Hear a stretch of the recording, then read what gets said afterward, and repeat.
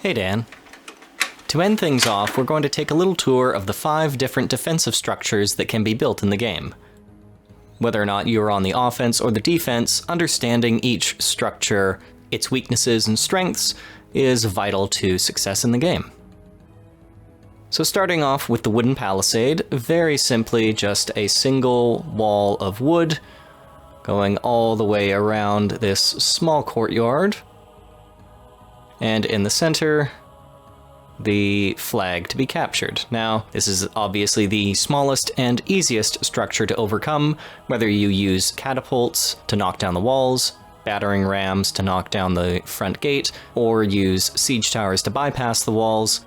All of those are effective strategies, pretty much equally effective.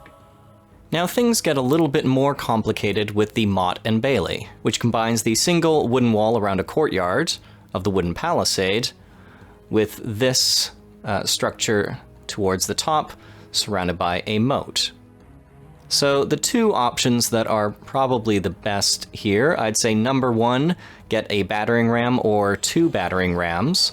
Then all you need to do is knock down the front gate, and then take it all the way up to the top, and knock down the secondary gate before getting into the final courtyard.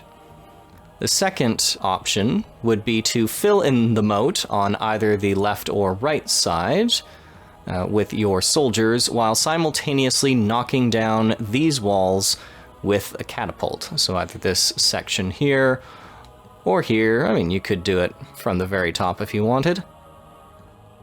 And once the walls are down and the moat has been filled in, then you can simply run straight across and bypass both gates. But you're probably going to take quite a few casualties from archer fire as you are filling in the moat. So I'd say that's your second best option. Now, when it comes to the keep, here we finally get a stone structure, and the stone walls of the keep tower itself, this section towards the north, which contains the flag to be captured, those can't be knocked down with catapults. Only these walls here from the lower section can be knocked down. So once again, I'd say your best bet is just to get a battering ram or 2, knock down the front gate, and then take it up towards the second gate. And once that has been collapsed, take your battering ram out of the courtyard, and then storm the keep tower here. And of course try to rush for that flag if you're going for the quickest victory.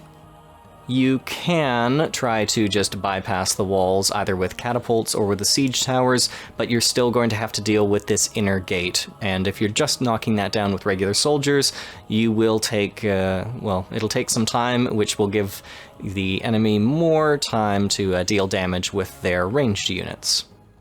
Now, the stone castle combines both the strong stone walls we saw with the keep, but also with a moat surrounding the entirety of it. So the enemy will, no matter where they are attacking from, where they choose to attack from, they will need to fill in the moat with their own soldiers. That is, of course, unless you lower the drawbridge to engage them directly. So I would say best bet here, because there is nothing to stop you on the inside from getting to the flag there in the top left-hand corner. Once you are past this first gate, that your best bet is to fill in the small amount of moat at the front with your soldiers, and then either use a battering ram on the drawbridge, or you can have your catapults fire on these sections of the wall from a distance, and open them up to allow your troops to swarm in. You could try to go more directly and attack from the side, where you would open up the walls here, very close to the final objective, with your catapults. Open up the walls with your catapults, while simultaneously filling in the moats on those sides. But for the stone castle, I recommend going straight for the front door. And lastly, the mother of all defenses, the royal castle. Now, the royal castle has everything going for it. The strong stone walls of the keep. In addition to that, it has the moat all the way around.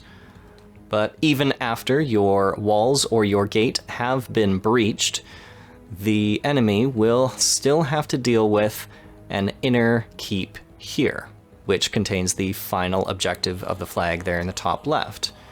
Now, if you fill in the moat at the front and knock down this front gate, this drawbridge, with your battering ram, I've actually found that the battering ram cannot make its way through this choke point here, which means that you would either need to knock down this door with your troops, or find another way to get the battering ram in position.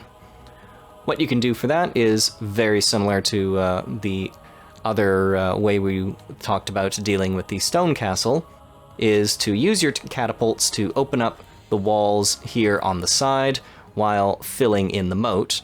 And then once you have that open, you take your battering ram across into this outer courtyard, and then up to the door of the internal keep. Obviously, royal castles are the most expensive to build and the best defended, so that's why it can take a little extra effort and a little extra planning to get them to fall. But once they do, you can be satisfied in a job well done. Alright, Dan, well that's everything I wanted to say about castles, and I think that's everything I wanted to say about Lords of the Realm too. If you've got any questions or anything you want me to follow up on, just let me know. Alright, Dan, thanks for watching. I'll talk to you later.